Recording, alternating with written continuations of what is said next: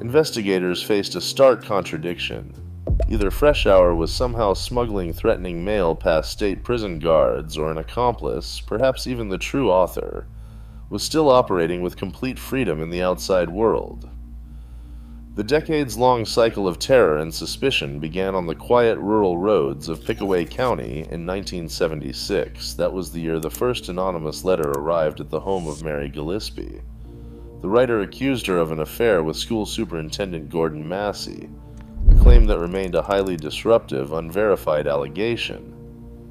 The author threatened to expose this purported relationship, demonstrating an intimate, unsettling knowledge of the family's daily routines. This first missive shattered the peace of the close-knit town, starting a chain of events that would eventually culminate in the roadside trap. In 1977, the anonymous campaign expanded. The writer turned their focus to Gordon Massey, the superintendent of the Westfall School District, sending a letter directly to him. This correspondence leveled broad, unverified allegations, claiming Massey was engaged in affairs with multiple female bus drivers and demanding a full administrative investigation.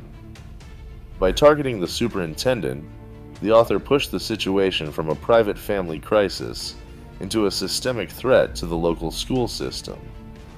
The writer's messages displayed an unsettling familiarity with district operations, tracking administrative details alongside personal lives. For Mary Gillespie, the pressure rapidly escalated.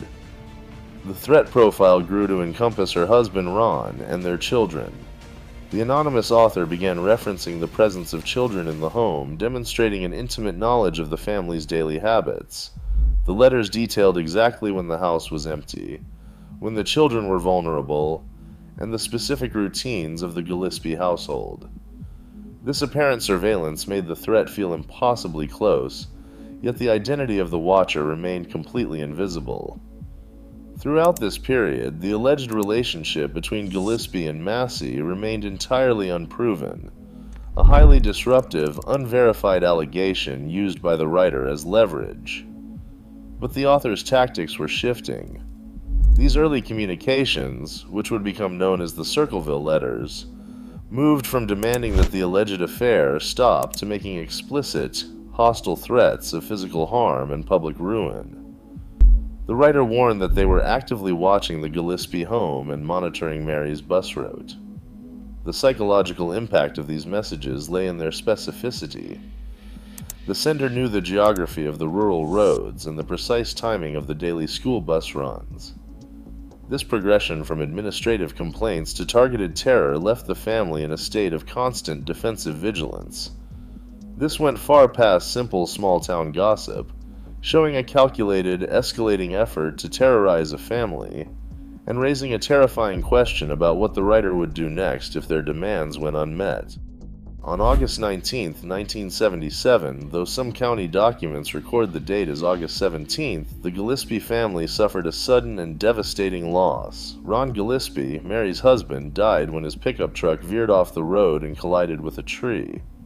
The crash was officially ruled an accidental death due to vehicular impact, but the forensic details immediately fueled intense community speculation.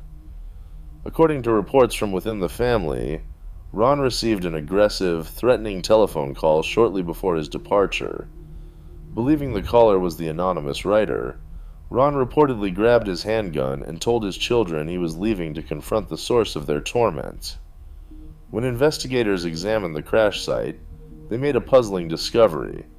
A handgun was found in the vehicle, and it had been fired exactly once. No explanation was ever established for why or when the weapon was discharged, and no evidence pointed to any other person being present at the scene. Further complications arose from the toxicology report.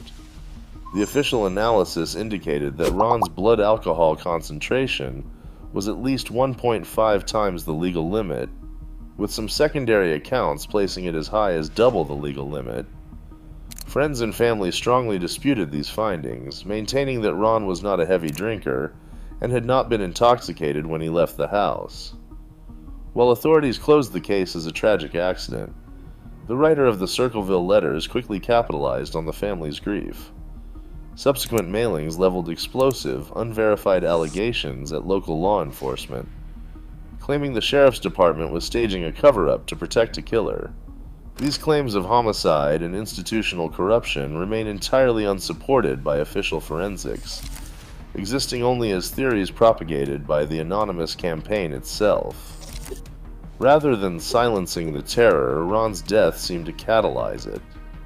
The letters, which had once targeted a single family, began to find their way into the mailboxes of dozens of other residents, public officials, and businesses.